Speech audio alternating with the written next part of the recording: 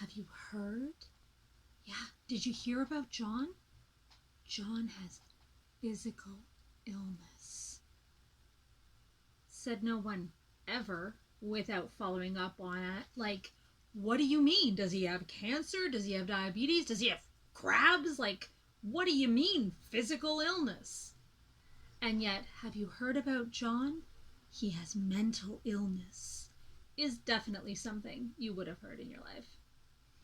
Hey guys, welcome back to my channel. My name is Jessica Ward King, also known as the StigmaCrusher, and here on this channel we deal with issues of mental health and mental illness from my twin perspectives as a person with lived experience of bipolar 2 disorder, as well as a person with a PhD in experimental psychology. Does that sound like something you're interested in? You are more than welcome here. Please hit that subscribe button so that you will be notified when I post, and if you want to hit the notifications bell as well, you'll be notified each and every week. Like and share this widely. We would love to grow our community here and start crushing stigma for this week. So I fully blame Descartes for this. Rene Descartes, philosopher, Renaissance type guy, thought of a lot of things, wrote about a lot of things, but really famous for his whole thoughts on mind-body dualism. I think, therefore I am. The me that is acting as a body is different from the me that is acting as the mind. And from that, pretty much all of medicine followed. So we now have a medical system, at least here in the West, where the mind and mental issues are one thing and the body and physical issues are another. This came to me most violently this week, as I've been having health issues. As some of you know, from the summer onwards, I've been having some health issues that have been making it difficult for me to eat and drink normally. And I was thinking of myself as having physical illness and mental illness until the two worlds collide. And it has come to my attention, dumb as I must be, that if I'm not eating and drinking properly, my medications won't be absorbed properly. If I'm not taking the appropriate amounts and kinds of medications, my body won't be able to absorb them properly. You see the circular argument here? The body needs to be working in order for the brain to be working. The brain needs to be working in order for the mind to be working. The mind needs to be working in order to get the brain and the body working, and it can turn into a great big mess real quick. The issue here is not about whether the brain or body or mind is working. It's about them all working together. And so, I mean, anyone can identify with this, I think. When you're hungry all the time or you're not eating properly, you're not eating the right amounts of certain things, you dull cognitively. You start thinking more slowly. You start making mistakes maybe that you wouldn't normally make because the body's not nourished. The mind can't be nourished. So what do we do with that? Because a lot of mental illnesses will bring with them problems in being able to take care of oneself. So I know with my depression itself, I mean, I've been asked by my gastro doctor as well, does your depression affect your eating? Of course it does. For me, I used to find anyway that my depression would bring with it kind of stress eating and eating unhealthy foods at more copious quantities.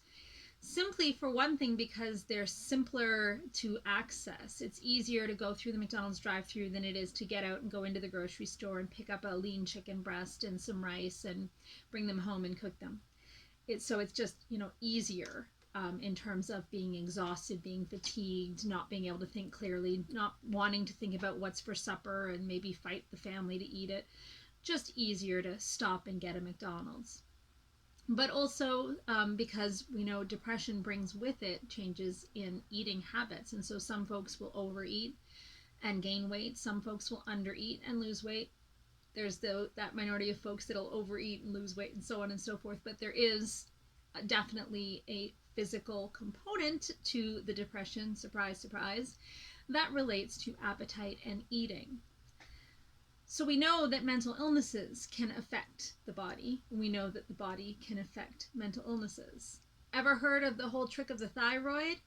If your thyroid gland is not performing properly and you have hypothyroidism, for example, you can be slowed down, dulled cognitively, experience feelings of depression. By contrast, if your thyroid is not working properly and you've got too much thyroid hormone, you might get symptoms of hypomania or mania, with speeding up, with having too much energy, with talking fast, that kind of thing. Again, the body relating to the mind, relating to the body. And you can in fact manipulate thyroid hormone in order to treat bipolar depression and depression. So you'll often get an adjunct onto your depression symptoms or medications being a thyroid stimulator. Again, they all interact. So what do we do with this then? What do we actually do in life to identify this for ourselves, to remind ourselves? Because everywhere we look, there's a vlog on mental health. Here we're talking about cancer. Here we're talking about fitness. Here we're talking about eating. Here we're talking about mental health or mental illness. We need to remind ourselves at every turn that health is mental health. Physical health is mental health, and mental health is physical health.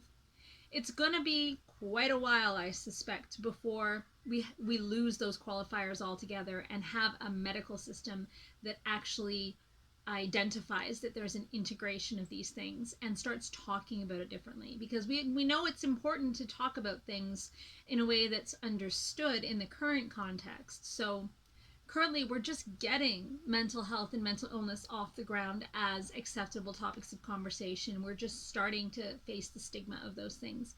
So to try to remove them entirely from our vocabulary wouldn't be very helpful at this moment.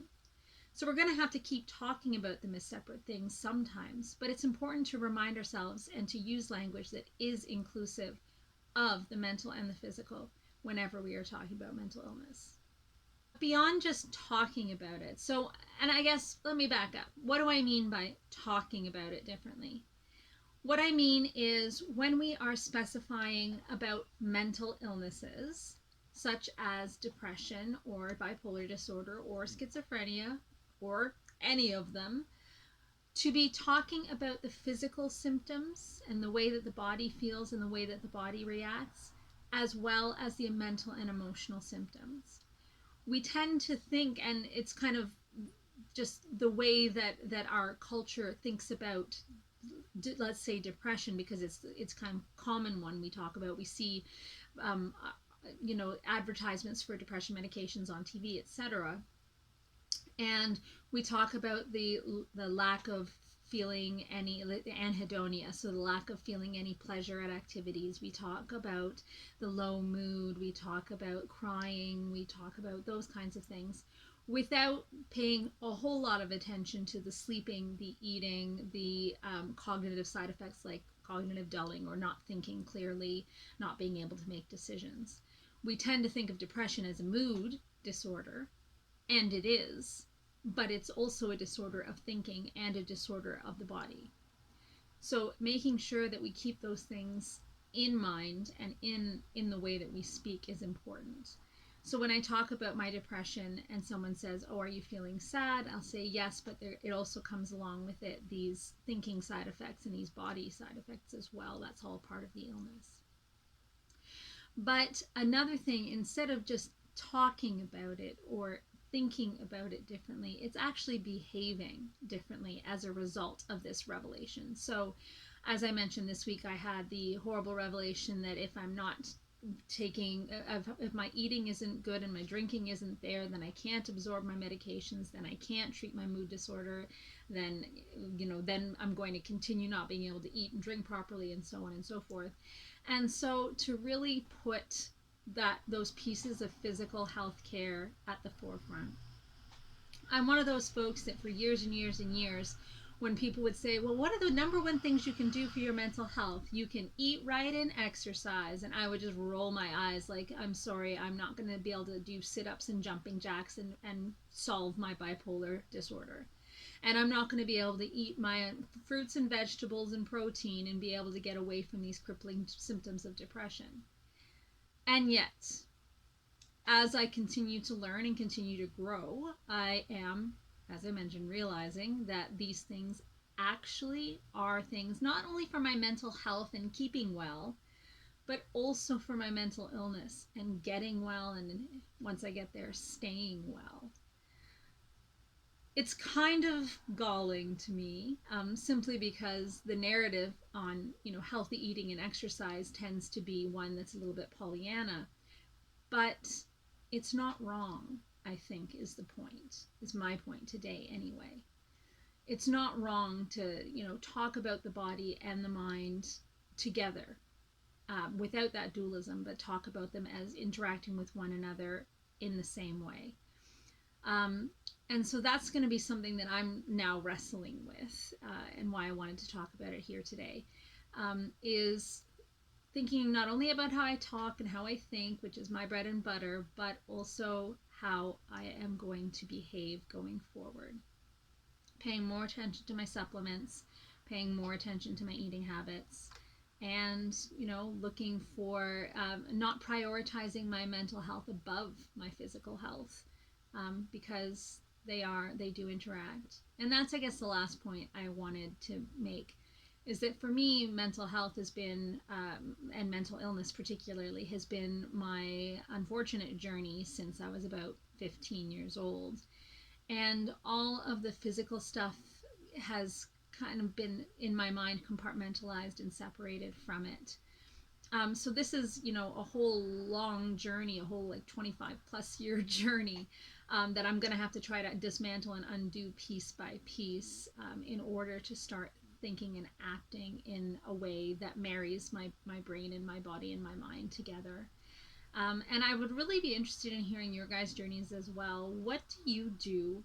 How do you think about it? Do you think about this mind body problem and think, my mental health is my primary concern, and all the physical stuff is just, water under the bridge? That's how I've historically thought about it. Or have you, gotten on the train earlier than me and figured out that taking care of, the temple is just as important as taking care of the mind within? And see, there I am talking about it in a dualistic way again. But like I said, it's like 25 years that I have to undo, folks, so bear with me. But how do you think about it, and how do you act as a result of the way that you're thinking? I know for me, like I said, I prioritize my mental health, and the physical stuff could just fall by the wayside, but I'm realizing it really can't. So do mention in the comments down below how you're doing with this. Let me know if you want to see more videos like this, where we kind of deconstruct a way of thinking about mental health and mental illness. And I will see you in my next video. Take care, guys. Bye. Stigma Crusher.